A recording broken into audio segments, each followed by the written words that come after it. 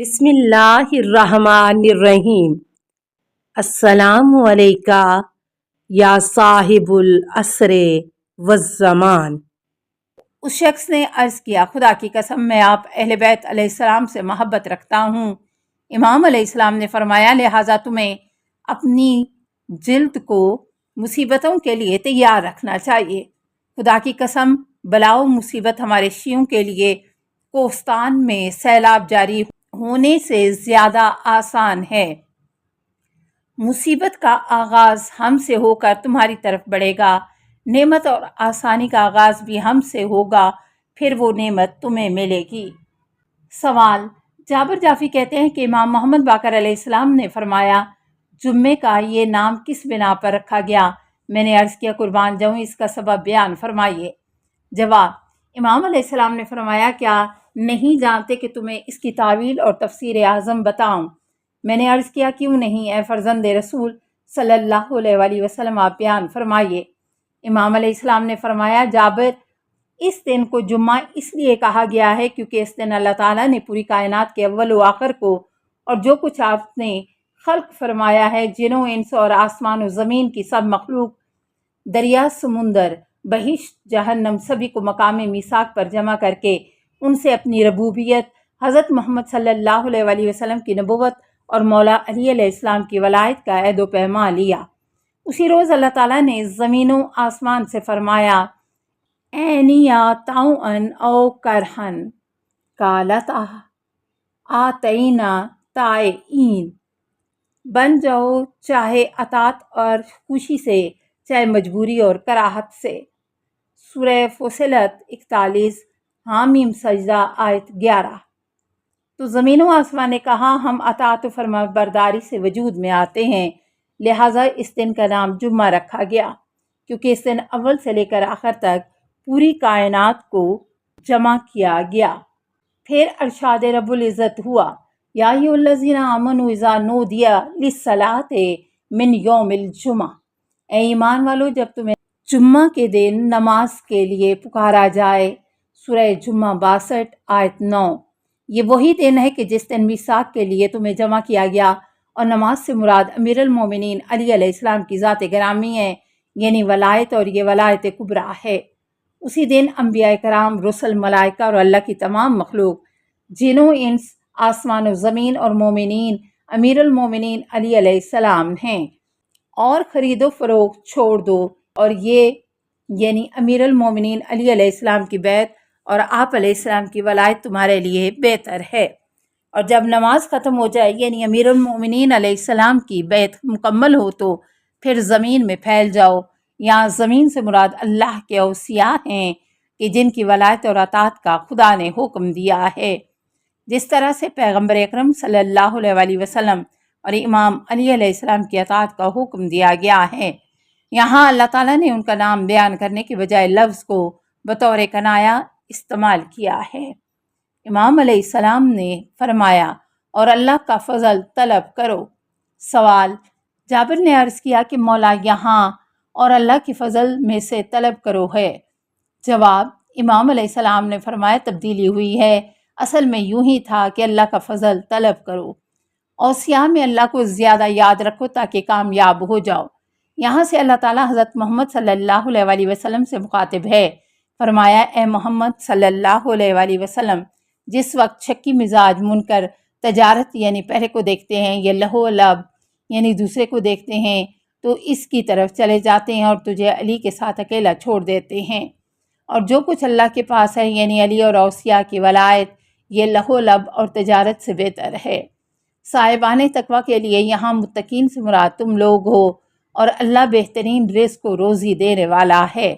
سوال: حمران بن ایمن کہتے ہیں کہ میں نے حضرت امام محمد باقر علیہ السلام سے پوچھا کہ لوگوں کا کہنا ہے کہ جناب ام سلمہ کو ایک مہر شدہ صحیفہ دیا گیا تھا۔ جواب: امام علیہ السلام نے فرمایا، پیغمبر اکرم صلی اللہ علیہ وآلہ وسلم کی وفات کے بعد علی علیہ السلام آپ صلی اللہ علیہ وآلہ وسلم کے علم و اسلحہ وغیرہ کے وارث بنے، جو آپ علیہ السلام کے بعد امام حسن اور امام حسین علیہ السلام کو ملا۔ جب حضرت امام حسن علیہ السلام اور حضرت امام حسین کو خطرہ محسوس ہوا اور شاید تفتیش اور تلاشی ہوگی تو یہ امانتاً جناب ام سلمہ کے سپرد کیا۔ سوال: میں نے عرض کیا کہ کیا اس کے بعد جناب ام سلمہ سے لے کر آپ علیہ السلام کے والد بزرگوار امام علی زین العابدین اور پھر آپ علیہ السلام کے حوالے کیا گیا؟ جواب: امام علیہ السلام نے فرمایا، جی ہاں۔ حمران کہتے ہیں کہ حضرت امام محمد باقر علیہ السلام کے حضور فرقہ کے ثانیہ اور کیوں حضرت محمد بن حنفیہ سے متعلق ان کے عقیدے پر گفتگو ہوئی۔ امام علیہ السلام نے فرمایا کہ انہیں بتاتے کہ رسول اللہ صلی اللہ علیہ وآلہ وسلم اللہ کا اسلحہ کس کے پاس ہے اور آپ صلی اللہ علیہ وآلہ وسلم کی تلاوت کے دونوں جانب کون سی نشانی ہے، اگر یہ لوگ جانتے ہیں۔ پھر فرمایا، محمد بن حنفیہ بن علی کو کسی وصیت نامہ یا اس کے کسی خاص حصے کی ضرورت پیش آتی تھی تو وہ کسی شخص کو امام زین العابدین علیہ السلام کی خدمت میں بھیجتے تھے اور وصیت نامے سے نسخہ کاپی بناتے تھے۔ دوسری روایت میں اس تفصیل کے بعد یہ اضافہ ہے کہ حضرت امام محمد باقر علیہ السلام نے فرمایا، مجھے پسند نہیں کہ میں اپنے چچا زاد بھائی کی مخالفت کروں۔ علامہ مجلسی کہتے ہیں کہ محمد بن علی سے مراد ابن حنفیہ ہیں کہ ثانی جناب مختار کے دوست تھے اور جن کو محمد بن حنفیہ کی امامت کا عقیدہ تھا۔ امام علیہ السلام نے فرمایا کہ اگر وہ امام برحق ہوتے تو امیر المومنین علی علیہ السلام یا رسول صلی اللہ علیہ وآلہ وسلم کی وصیت ان کے پاس ہوتی اور وہ امام سجاد علیہ السلام کے محتاج نہ ہوتے۔ سوال: ابو الیسع کہتے ہیں کہ حمران بن عین نے حضرت امام محمد باقر علیہ السلام کی خدمت میں حاضر ہو کر عرض کیا، قربان جاؤں، ہمیں بتایا گیا ہے کہ آپ پر فرشتے نازل ہوتے ہیں۔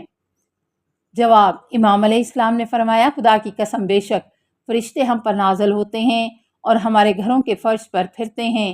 کیا تو نے قرآن کی وہ آیت نہیں پڑھی، ان الذین قالوا ربنا اللہ ثم استقاموا تنزل علیہم الملائکۃ اللہ تخافوا ولا تحزنوا وابشروا بالجنۃ التی کنتم توعدون۔ بے شک جن لوگوں نے کہا کہ اللہ ہمارا رب ہے، پھر ثابت قدم رہے، ان پر ملائکہ نازل ہوتے ہیں کہ ڈرو نہیں اور غم نہ کرو، تمہیں ایسی جنت کی خوشخبری ہو کہ جس کا تم سے وعدہ کیا گیا ہے۔ سورہ فصلت 41 حم سجدہ آیت نمبر 30۔ ابو بکر حرزمی کہتے ہیں کہ حضرت امام محمد باقر علیہ السلام نے فرمایا، سب لوگ دین سے پھر کر مرتد ہوئے سوائے 3 کے، یعنی سلیمان، ابو ذر اور مقداد کے۔ سوال: میں نے عرض کیا، عمار یاسر کے متعلق کیا خیال ہے؟ جواب: امام علیہ السلام نے فرمایا، پہلے شک و تردد میں مبتلا ہوا، پھر اہل بیت کی جانب واپس ہوا۔ اگر ایسی شخصیت کو جاننا چاہو جو ایک لمحے کے لیے شک میں مبتلا نہ ہو اور ہمیشہ یقین کی منزل پر فائز رہا ہو تو وہ مقداد ہیں۔ جبکہ سلمان کے دل میں خیال پیدا ہوا کہ اسم اعظم تو بے شک امیر المومنین علی علیہ السلام ہی کے پاس ہے، اگر اس اسم اعظم کے ذریعے گفتگو کرے تو زمین انہیں پکڑ لے گی۔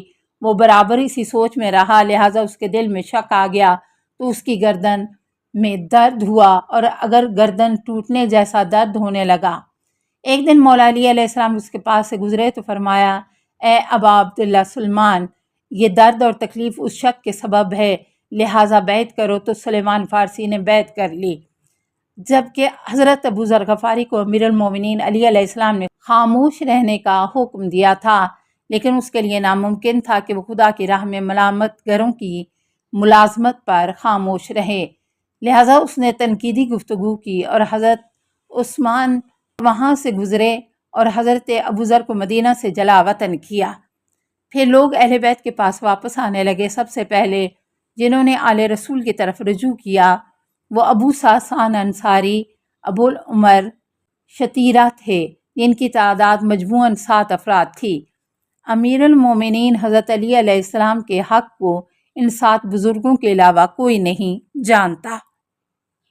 السلام علیکہ یا صاحب العصر والزمان، الامان الامان الامان من فتن الزمان، السلام علیکہ یا خلیفۃ الرحمن، السلام علیکہ یا امام الانس والجان، السلام علیکہ یا مظہر الایمان، السلام علیکہ یا شریک القرآن، السلام علیکہ یا قاطع البرہان، السلام علیکہ یا امام زماننا، ھذا اجل اللہ فرجک وسہل اللہ مخرجک وظہور کا، السلام علیکہ ورحمۃ اللہ۔